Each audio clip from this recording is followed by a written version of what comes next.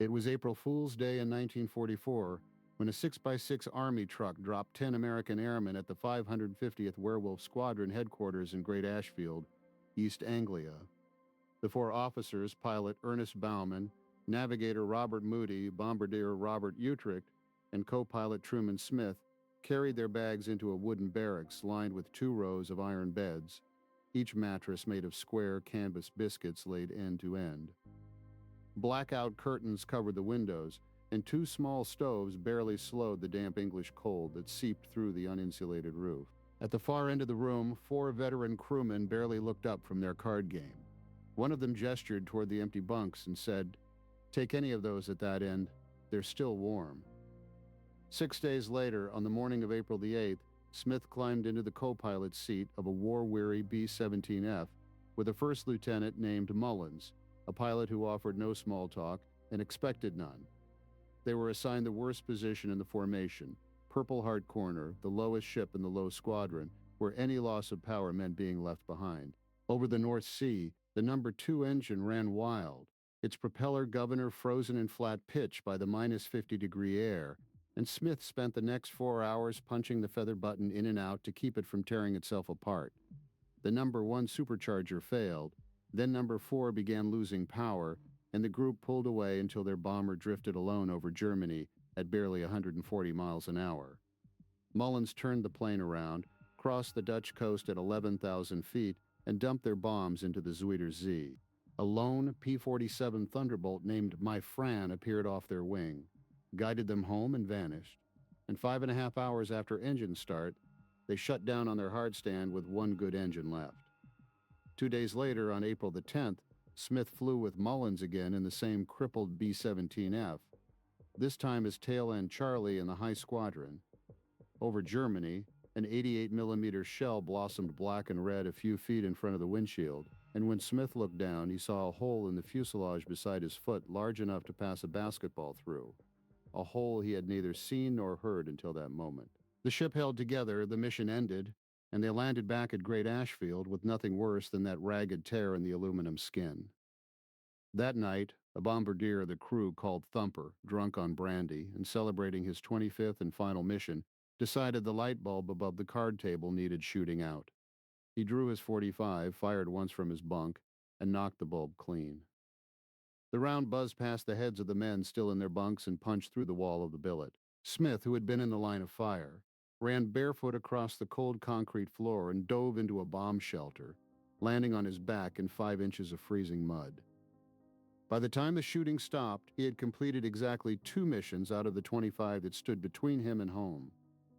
3 days after the barracks shooting, on the morning of April the 11th, Smith climbed into the co-pilot's seat of a brand new B-17G called Pride of the Yankees.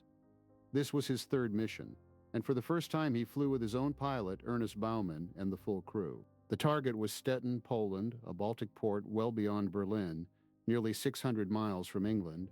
35 ships took off that morning. Only 32 would return. Over Denmark, the first flak bursts greeted them, and then the fighters came. Dozens of Messerschmitt 109s queued up off the right wing at 3 o'clock high, then rolled in for head-on attacks. The rate of closure was almost 600 miles per hour. Smith watched the ship in Coffin Corner take a direct hit and fall away. It was Mullins' ship. The man who had mentored him through his first 2 missions was gone, vanished into the flak and cloud. 3 ships were lost that day, 30 men with no survivors reported. Amid the chaos of the Stettin mission, a different kind of crisis unfolded in the nose compartment.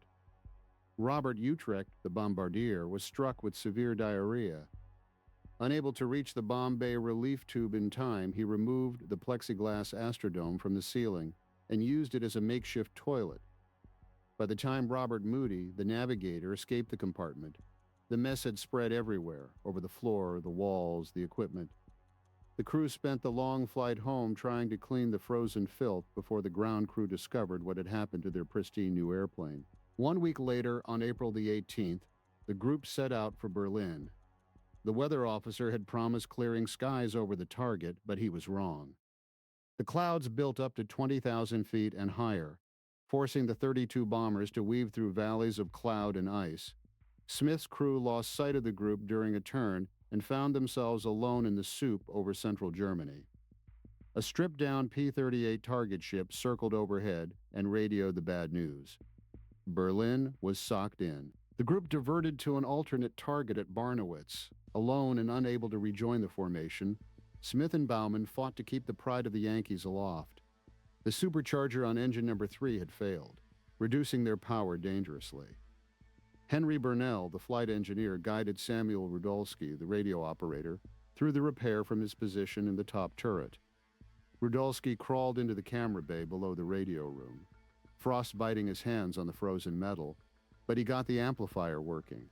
With power restored, they set course for a railroad marshalling yard that Moody had identified, dropped their bombs, and turned for home. As they crossed the Dutch coast, a dozen Messerschmitts spotted them and began a head-on attack. Utrecht fired the chin turret, and Burnell brought the twin 50s in the top turret to bear just above Smith's head. The fighters came through fast, guns blazing, and passed out the other side without hitting the bomber. It was a close thing. Smith looked over at Baumann and saw the same thought in his eyes. They had gotten lucky. By the time they landed at Great Ashfield, Smith had completed 4 missions. Still, 21 lay ahead. The worst came on April the 29th. The target was Berlin again, but a navigational error by a radar-equipped Pathfinder ship pulled the group 40 miles out of the bomber stream.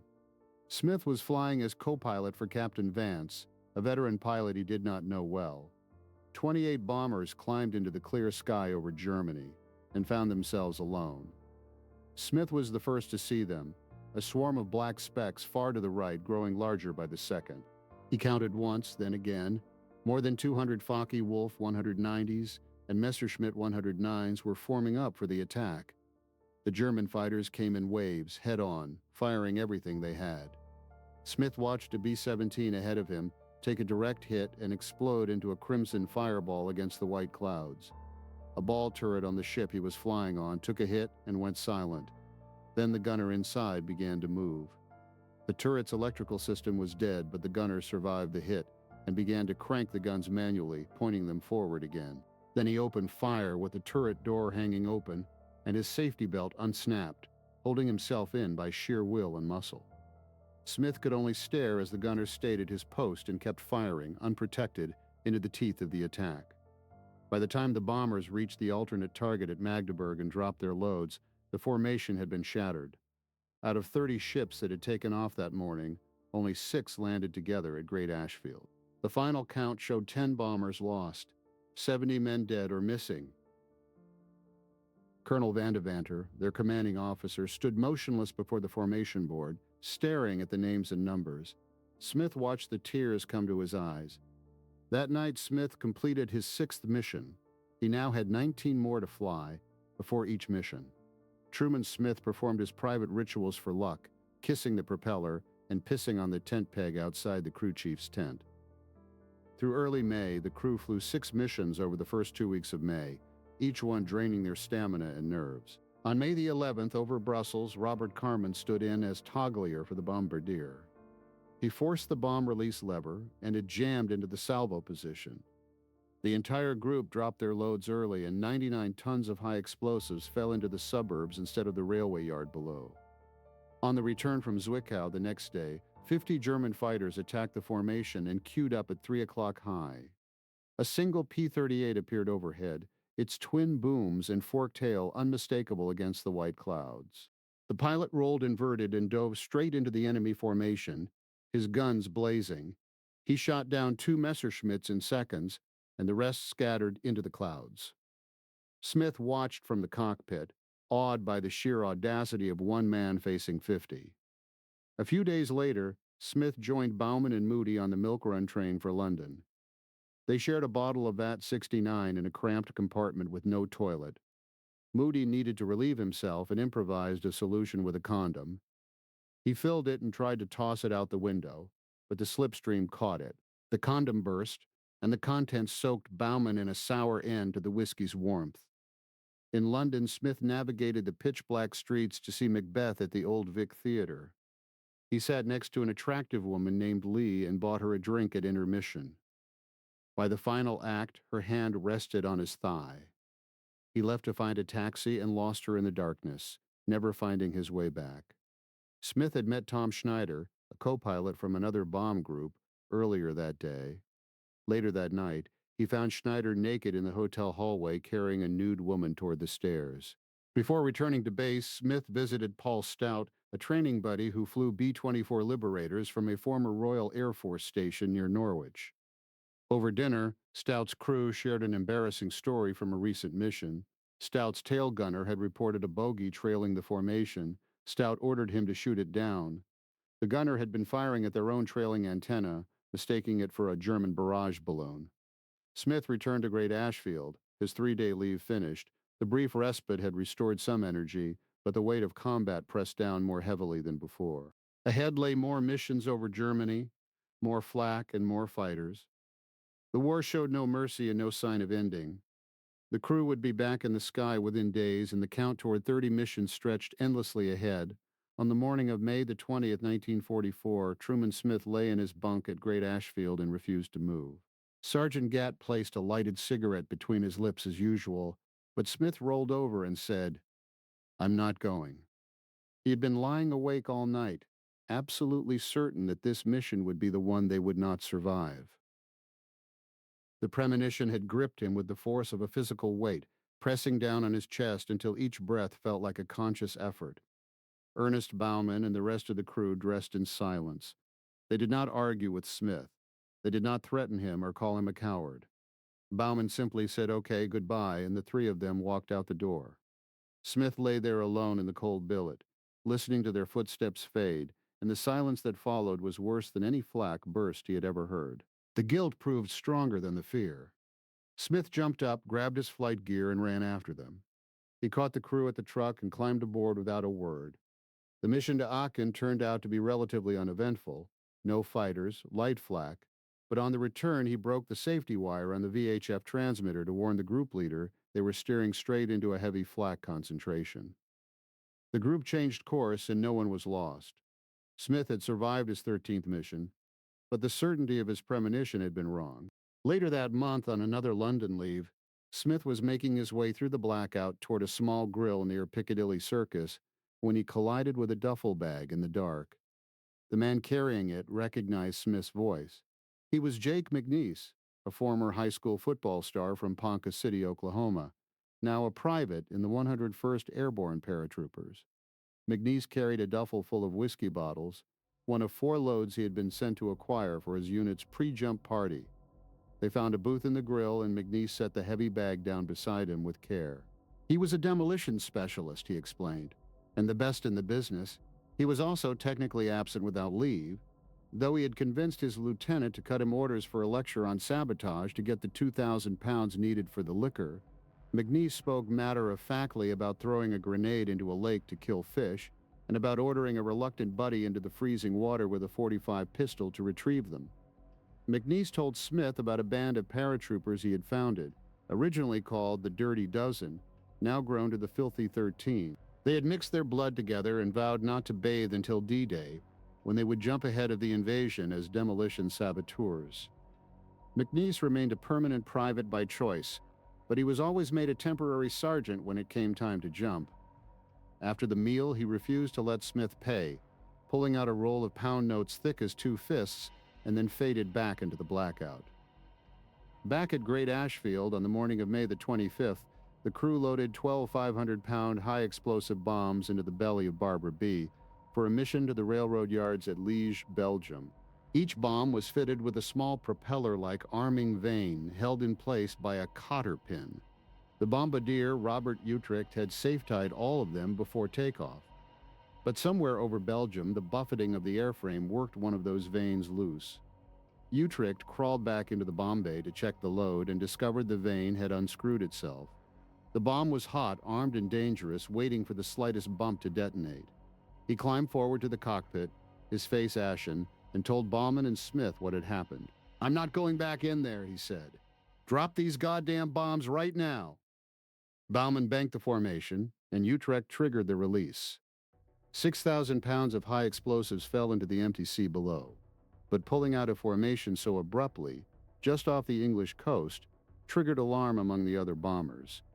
Every gunner in the group tracked Barbara B as a potential German pirate, a captured B-17 used by the Luftwaffe to report altitude and course to flak batteries. The crews held their fire only because the suspected pirates were known to carry 20mm cannons and could shoot back from longer range. Smith and Baumann, unaware of the suspicion, flipped on the IFF transponder as they crossed the coast. The British anti-aircraft batteries stopped tracking them, and the formation recognized them as friendly just in time. The invasion of Europe began on June 6, 1944. On the morning of June 7th, Smith's crew took off for a long mission to the railroad marshalling yard at Niorte, France. By the time they found an undestroyed target, someone had already bombed the primary and the alternate. The sun had set, and they were returning to England in full darkness, flying in trail formation behind the group leader. Over the radio came a warning. German intruders were in the area. All aircraft were ordered to turn out their lights and shoot at anything that had them on. Herbert Hill, the tail gunner, called in over the intercom. "Bogey, 6 o'clock level. He's got his lights on and he's closing in." Smith could see the running lights of the German night fighter growing larger in the darkness behind them. There was no time to think. He took the controls and hauled the wheel back. Smith threw the B-17 into an uncoordinated maneuver he had learned about from an RAF pilot in a pub, a violent skid followed by a snap roll in the opposite direction, meant to break a pursuer's visual lock. The heavy bomber shuddered and groaned. The gyro in the artificial horizon tumbled and went blank. 6,000 feet of altitude bled away before he wrestled the plane back to level flight at less than 1,000 feet above the ground. The German intruder was gone. Robert Carman, the waist gunner, came on the intercom and announced that he had broken his nose against his gun mount. By mid-June, the crew had flown 20 missions. The end of their combat tour was no longer a fixed point to aim for. The goal had already been pushed out of reach. The weight of those extra sorties pressed down on every man in the room. 5 more chances to be the one who did not come back. Smith sat on the edge of his bunk and felt something shift inside him. The certainty of death, which had haunted him since his first mission, gave way to a strange relief. If there was no future worth planning for, then there was nothing left to lose. He stood up, walked to the club with the others, and listened to them curse the desk officers who had made the decision. Someone gave the Nazi salute and said, "Just in case we lose." The joke spread through the room, but nobody was laughing. On June the 13th, the first V-1 buzz bombs began falling on London. The pilotless rockets flew with a distinctive throaty drone that cut off when the fuel ran out, followed by seconds of silence before the explosion. Smith heard about them from men returning from leave, who described the new terror of waiting for the engine to stop. The war was entering a new phase, one in which even the ground behind the lines was no longer safe. And Smith still had 10 missions to go. The summer of 1944 settled over East Anglia like a wet wool blanket. Smith and his crew had crossed into the second half of their extended tour, 30 missions now, not 25. The mental arithmetic crushed any flicker of hope. Smith counted his surviving friends on one hand. Most of the faces that had filled the briefing room back in April were gone, transferred to hospitals, shipped home in boxes, or listed as missing over Germany. The empty bunks in the billet told the story better than any casualty report. Mechanical breakdowns became routine and comfortless. On a mission to a synthetic oil plant near Leipzig, the number 3 engine lost oil pressure halfway to the target. Burnell crawled into the nacelle at 25,000 feet, his hands wrapped in electrical tape against the frozen metal, and managed to restart the flow. The bomber held formation. On another sortie, the supercharger on number 4 began to overspeed, filling the cockpit with a high-pitched whine that drilled into the men's skulls for 3 hours. Smith throttled it back and flew the rest of the mission on 70% power. The cumulative exhaustion was not physical alone. Smith had stopped dreaming. He would lie awake after midnight, staring at the blackout curtains, running the next day's emergency procedures through his mind on a loop. Baumann noticed the change. In the cockpit before takeoff, Baumann did not bother with pep talks or jokes. He simply set his hand on the control yoke and said, "Let's go to work." That flat declaration became their ritual. The crew climbed into the ship, kissed the propeller, pissed on the tent peg, and went back to war because there was no other way out. In August, the crew was briefed for a mission that did not appear on any standard target board. The intelligence officer closed the briefing room door and spoke in a flat, deliberate voice. There would be no mention of the target in debriefing. The bomb bay would carry specialized equipment, not high explosives. Smith listened and wrote nothing in his logbook. They took off in heavy overcast and climbed to 30,000 feet, 12 miles off the Dutch coast. The specialized equipment hummed and clicked in the bomb bay, operated by a technician Smith had never seen before. A second B-17 flew close formation on their right wing, carrying identical gear. They flew east for 45 minutes, then turned south, then west. No fighters rose to meet them. The flak batteries below remained silent. Smith had the strange sensation of being invisible. They landed at Great Ashfield after 6 hours of flying. The technician unloaded the equipment without a word and disappeared into a waiting truck. The crew was told to forget the flight. Smith never learned what the equipment did, whether it jammed radar, spoofed the German early warning network, or broadcast false coordinates. The mission remained classified for decades. He simply counted it as another mission toward 30 and moved on. By September, the Air Force judged the crew exhausted enough to warrant a rest camp. Smith, Baumann, Moody, Utrecht, and Burnell were packed onto a truck and driven west into Wales. The camp occupied a converted manor house in a green valley, isolated from airfields and war. There was hot food served on plates, clean sheets on real beds, and the absence of the morning briefing. Smith slept for 16 hours straight on the first day. In the afternoons, the men hiked through wet grass or sat on stone walls watching sheep graze. The buzz bombs never reached Wales. The drone of a German engine by night was absent. Smith felt the tension in his shoulders loosen for the first time since April, but the quiet brought its own kind of pressure. With no mission to prepare for, his mind grew still enough to replay the images he had been too busy to process.